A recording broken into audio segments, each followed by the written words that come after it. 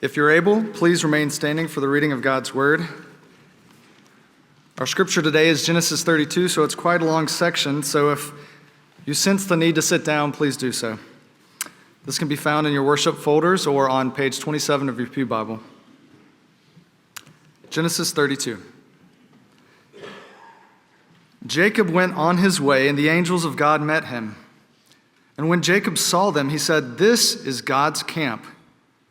So he called the name of that place Mahanaim. And Jacob sent messengers before him to Esau his brother in the land of Seir, the country of Edom, instructing them, "Thus you shall say to my lord Esau, thus says your servant Jacob, I have sojourned with Laban and stayed until now. I have oxen, donkeys, flocks, male servants and female servants. I have sent to tell my lord in order that I may find favor in your sight." And the messengers returned to Jacob, saying, "We came to your brother Esau, and he is coming to meet you, and there are 400 men with him." Then Jacob was greatly afraid and distressed. He divided the people who were with him and the flocks and the herds and camels into two camps, thinking, "If Esau comes to the one camp and attacks it, then the camp that is left will escape." And Jacob said, "O God of my father Abraham, and God of my father Isaac, O Lord, who said to me, 'Return to your country and to your kindred, that I may do you good.' I am not worthy of the least of all these deeds of steadfast love and all the faithfulness that you have shown to your servant. For with only my staff I crossed this Jordan, and now I have become two camps. Please deliver me from the hand of my brother, from the hand of Esau, for I fear him, that he may come and attack me, the mothers with the children. But you said, 'I will surely do you good and make your offspring as the sand of the sea, which cannot be numbered for multitude.' So he stayed there that night, and from what he had with him, he took a present for his brother Esau, 200 female goats and 20 male goats, 200 ewes and 20 rams, 30 milking camels and their calves, 40 cows and 10 bulls, 20 female donkeys and 10 male donkeys. These he handed over to his servants, every drove by itself, and said to his servants, 'Pass on ahead of me, and put a space between drove and drove.' He instructed the first, 'When Esau my brother meets you and asks you, "To whom do you belong? Where are you going? And whose are these ahead of you?" Then you shall say, "They belong to your servant Jacob. They are a present sent to my lord Esau, and moreover, he is behind us." He likewise instructed the second and third, and all who followed the droves. You shall say the same thing to Esau when you find him. And you shall say, "Moreover, your servant Jacob is behind us." For he thought, "I may appease him with the present that goes ahead of me, and afterward I shall see his face. Perhaps he will accept me." So the present passed on ahead of him, and he himself stayed that night in the camp. The same night he arose and took his 2 wives, his 2 female servants, and his 11 children, and crossed the ford of the Jabbok. He took them and sent them across the stream and everything else that he had. And Jacob was left alone. And a man wrestled with him until the breaking of the day. When the man saw that he did not prevail against Jacob, he touched his hip socket, and Jacob's hip was put out of joint as he wrestled with him. Then he said, "Let me go, for the day is broken." But Jacob said, "I will not let you go unless you bless me." And he said to him, "What is your name?" And he said, "Jacob." Then he said, "Your name shall no longer be Jacob, but Israel, for you have striven with God and with men and have prevailed." Then Jacob asked him, "Please, tell me your name." But he said, "Why is it that you ask my name?" And there he blessed him. So Jacob called the name of that place Peniel, saying, "For I have seen God face to face, and yet my life has been delivered." The sun rose upon him as he passed Peniel, limping because of his hip. Therefore, to this day, the people of Israel do not eat the sinew on the thigh that is on the hip socket, because he touched the socket of Jacob's hip on the sinew of the thigh. Please be seated.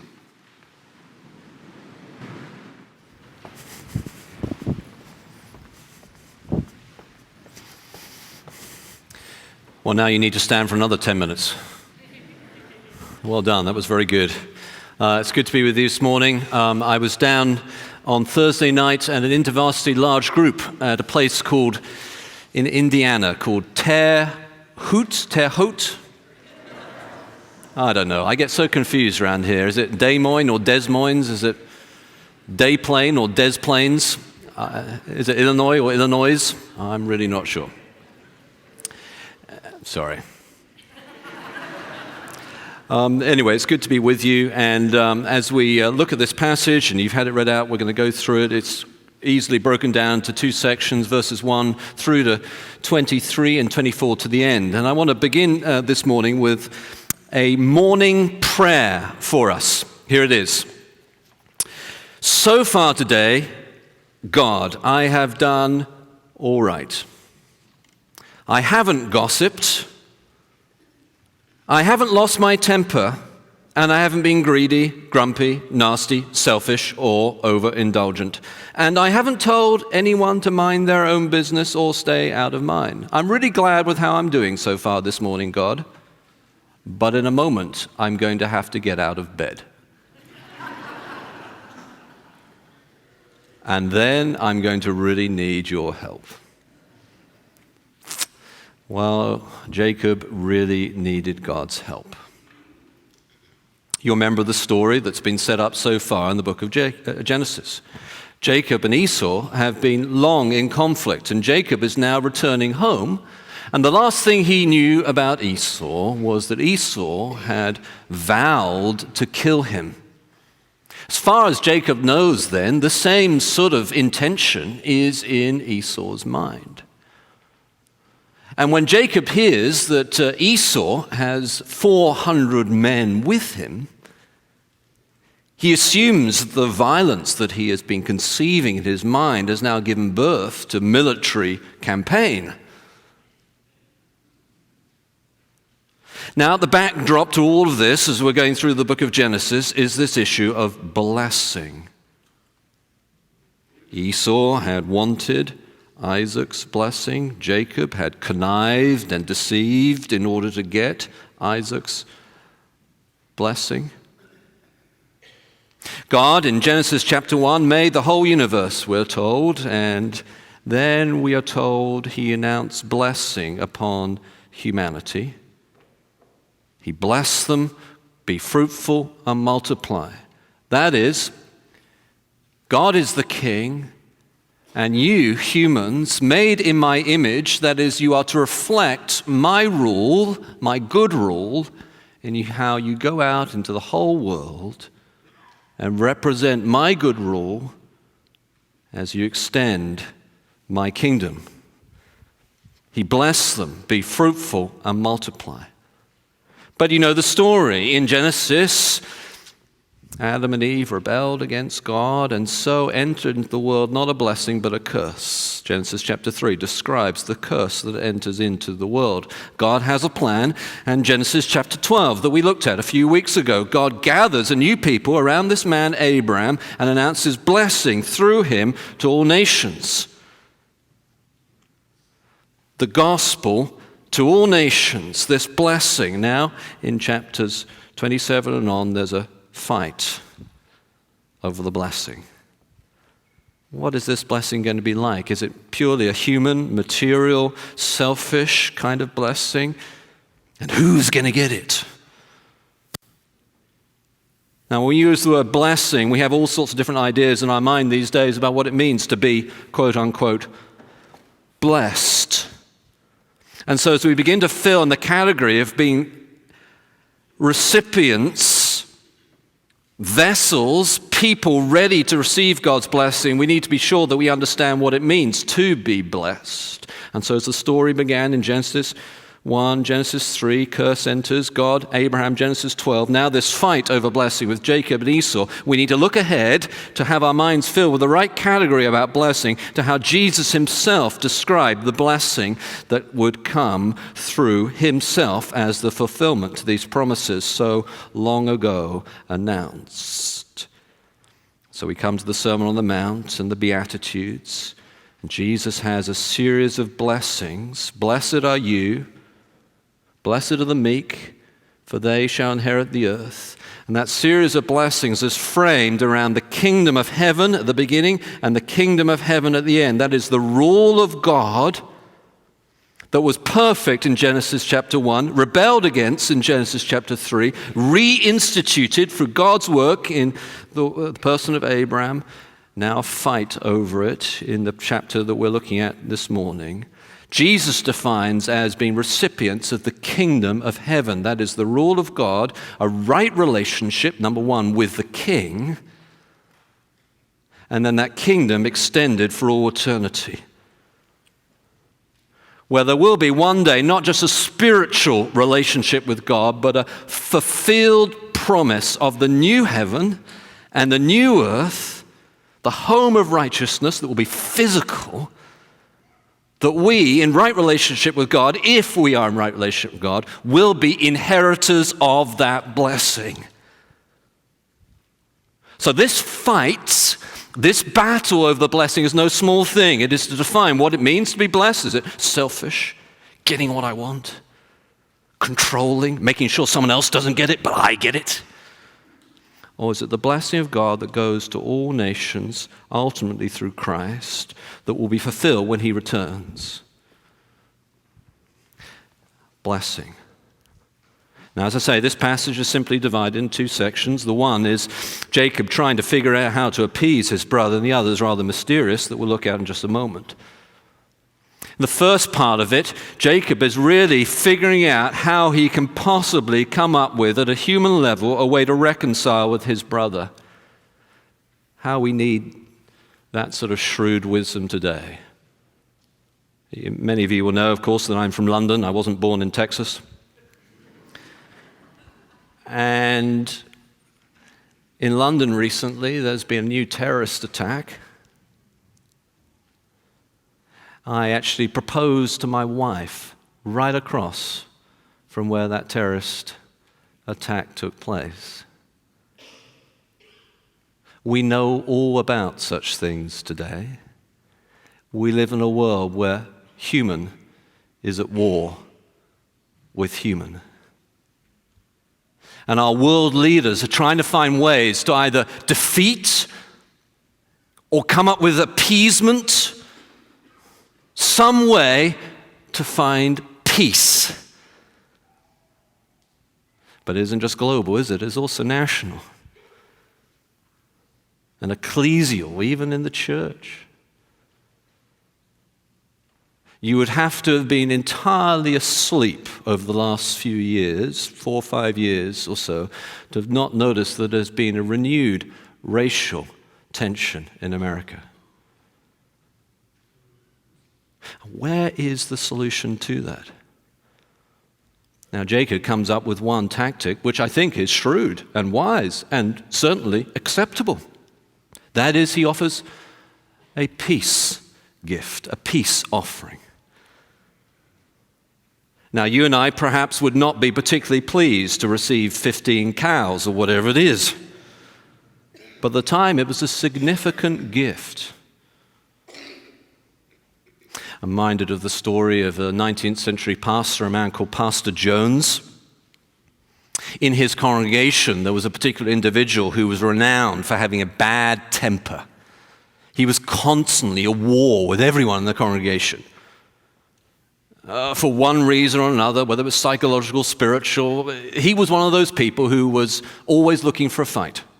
He would turn every handshake into a fist if he could. Well, this individual became sick, really seriously ill. And of course, someone like that doesn't have many friends, and when they get sick, not many visit them. And this pastor, who had received his fair share of accusations and completely unfounded attacks from this individual, went to visit him at his sickbed. Of course, it became known that he had gone. When he sat down next to him, he got out of his bag a simple orange and started to peel it, and then handed this ill-tempered man with his own hand a piece of orange. He took it. He gave him another and fed him one by one the pieces of the orange. Later on, some in his congregation found that he'd gone to visit this famous battler, an angry man, and been so sort of gentle with him and not taken the opportunity to rebuke him in his sickness. And he was asked why he did this. Pastor Jones said the following: I have found that when a man suffers from ill temper, an orange will do him a lot of good. And at any rate, he said, it does me a lot of good to give it to him. Yeah, there is a simple human strategy of peacemaking. Certainly in the church, and we'll leave all the governmental challenges up to those who are called to exercise government and pray for them and pray they're given wisdom. But among Christian brothers and sisters, the peace offering, the gift, the orange. Yeah, that is a good strategy, and he's nowhere rebuked for doing it. As far as I can see in the Bible, he gives him 15 cows and 10 oxen and 3 donkeys. Go ahead. But there's more at work here than that. Underneath this apparent battle between Jacob and Esau is a different kind of battle. The heart of the human problem is the problem of the human heart.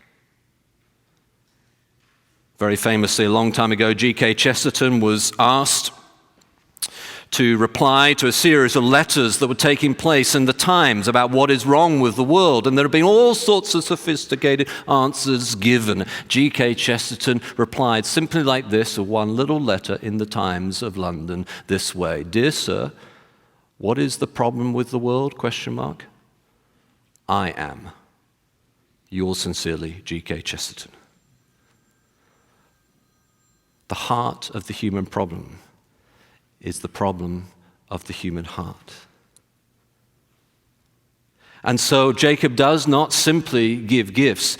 He is initiated. God initiates a wrestling with him. Now, this is a mysterious passage. And when I come across a mysterious passage, I look far and wide for people who are wiser than me to help me understand it. I hope you do the same. And this is what Jonathan Edwards said about the passage, and it has shaped my view on it. I'm going to read it to you. It's very profound. Edwards said this: when God has a design of bestowing blessing on persons in answer to prayer,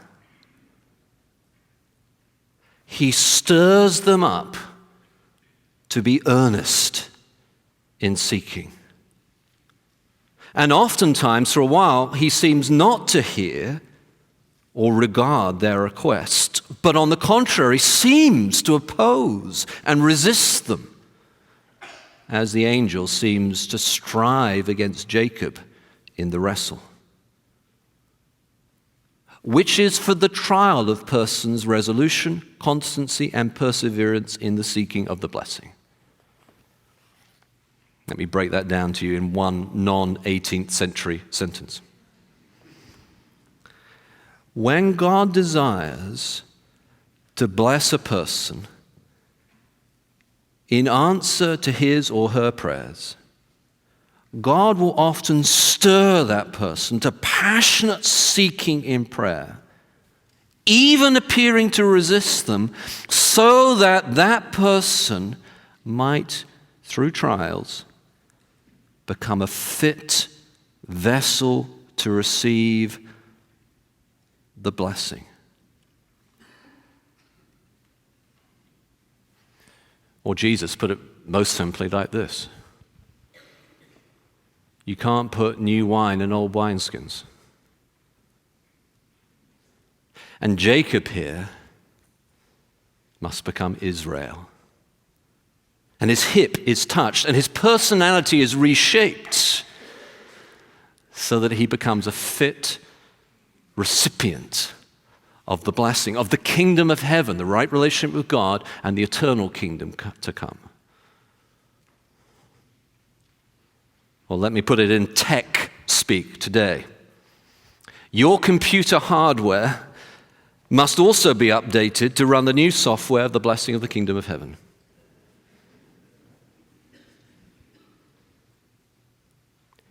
So in all the mysteriousness of the sovereignty of God and the wrestling match that's going on here, God has designed this wrestle to reshape us, to be fit recipients of the blessing of the kingdom of heaven. Now, I'll get 100 emails if I don't try to dive into some of the mysteriousness, so let me do that for a moment. There are mysteries to this text sufficient to trouble the unsleeping mind of 1,000 scholars. Who was this man who wrestled with Jacob? If he was God, how was it that Jacob overcame him? What is the answer? The answer seems to me to be this. Jacob saw God face to face. Peniel, he saw the face of God. Jacob saw God face to face, but was not immediately consumed by seeing God's infinite holiness, because the face of God that he saw was the pre-incarnate face of the Son of God. He wrestled with Christ.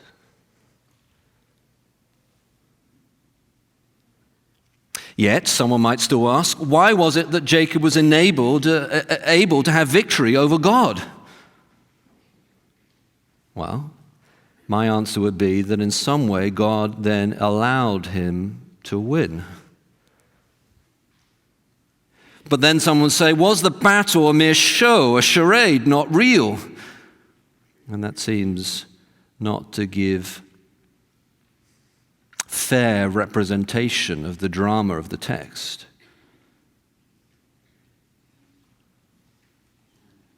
While these mysteries and others can fill our minds for 1,000 upon thousands of years, and we will have eternity to explore them if we are fit recipients of the kingdom of heaven, when we meet Jacob and we can ask him ourselves what it was like to wrestle with God.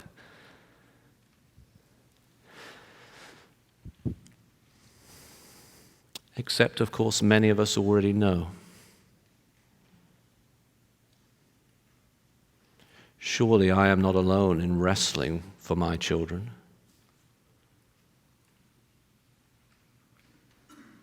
There are men and women here who wrestle for their relationship with their spouse, for their careers. Jacob and Esau had a war with each other, but really it was God that Jacob was at war with.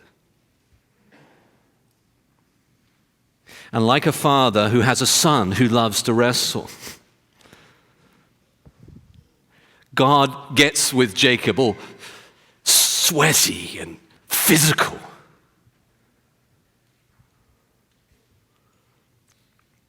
And lets him pin him down, and then in a moment of fatherly sovereignty flips on his back and touches his hip. Not just to show him who really is boss, but to reshape his personality and his character, which the physical reshaping would be a symbol of, to remind him henceforth,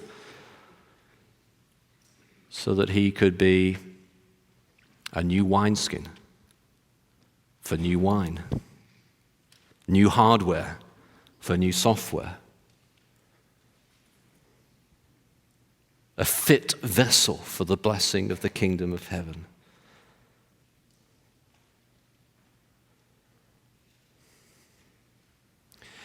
Now, I know prayer is hard, isn't it? We can be so pious about prayer. If you ever want to bring someone down a level or two in how they're feeling about their spirituality, just ask about their prayer life. That will usually do it. Like the person who said at the beginning of one year, he said, Lord, give me a fat bank account this year and a fit body, and make sure you get it the right way around, not like last year.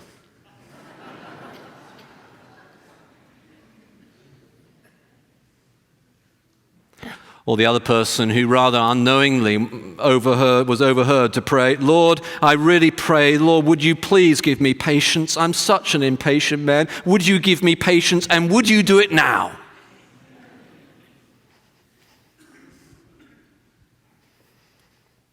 But in all this wrestling, God uses it to reshape us. J.H. Jowett said this, all vital praying makes a drain on a man's vitality. True intercession is a sacrifice, a bleeding sacrifice. E.M. Bounds, one of the most famous authors on prayer, describing spiritual giants, those who had massively been used by God to advance the kingdom of heaven, he said this about them: they were not leaders because of brilliancy of thought, not because they were exhaustless in resources, not because of their magnificent culture or their native gifts or intellectual capabilities, but because by the power of prayer they could command and control the power of God, command the power of God. And then we enter into the mystery. For no human can command the power of God. And yet the prayer of a righteous man is powerful and effective. And God in his sovereignty allows us to be caught up into his work through prayer and stirs us up to be earnest in the seeking of it, so that in that wrestling we might be reshaped to be fit receptacles for the blessing of the kingdom of heaven. One of the great heroes of Cottage Church has inspired many of our commitments to Bible teaching and the way we support Bible teaching all around the world. One of those great heroes was the preacher Charles Simeon. Charles Simeon was a man very committed to Bible teaching, and he trained many younger pastors and all this sort of thing, and he's become a model for many of us. Charles Simeon was a pastor, but also a professor at Cambridge University, King's College. And where his rooms are, we still know where they are. You can see them. They're right up high. There's a court, and they're on the corner of this court. The high buildings, probably higher than the top of the balcony here. And he had a small set of rooms up there with 2 or 3, I think it's 2, maybe 3 small windows overlooking a narrow parapet that went around the court and allowed you, if you wanted, to fix a roof. You could get up there.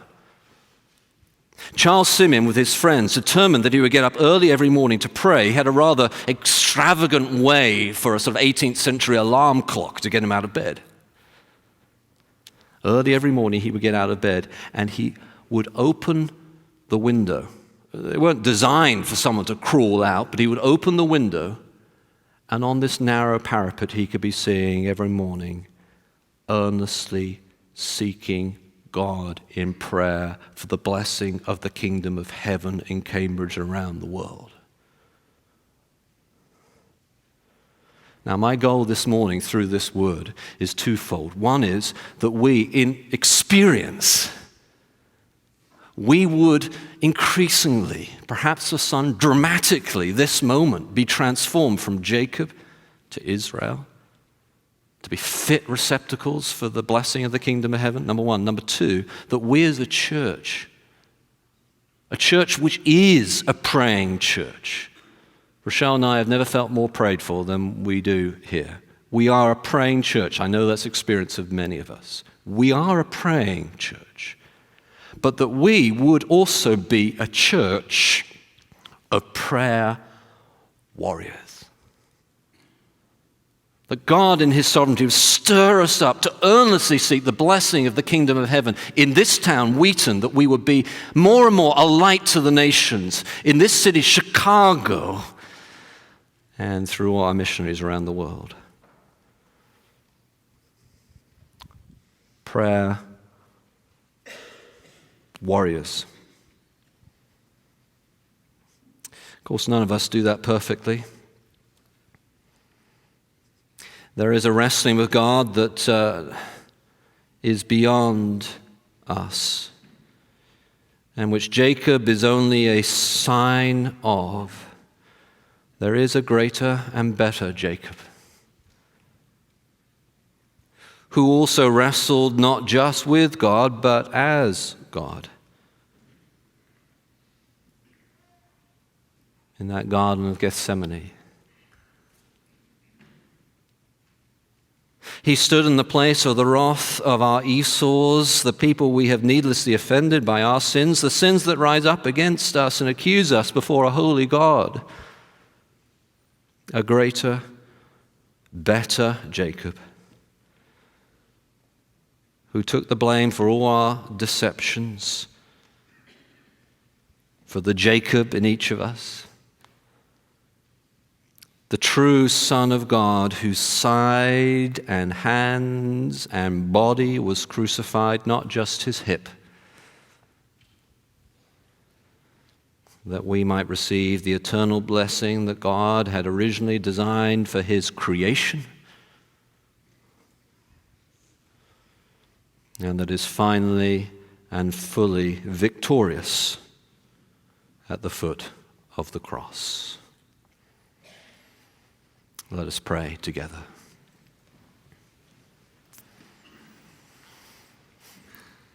Make me a captive, Lord, and then I shall be free. Force me to render up my sword, and I shall conqueror be. I sink in life's alarms when by myself I stand. Imprison me within thy arms, and strong shall be my hand. Perhaps you have someone or some group of people, perhaps a different race or color from you, perhaps a different class than you, perhaps a physical brother or father or mother, perhaps someone in this church that you are in conflict with. Would you take this moment to seek God for wisdom, to be an agent of reconciliation as Jacob was with his peace offerings?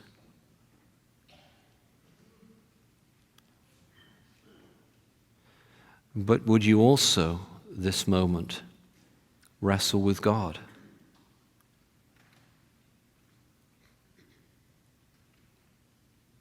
Not let him go unless he bless you.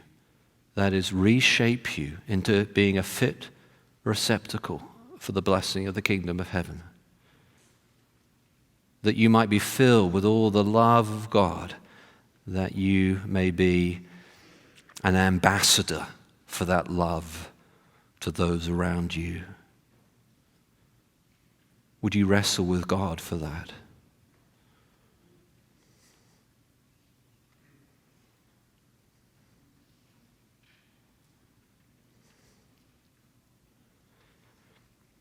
Lord, as a church, I ask that you would increasingly renew us,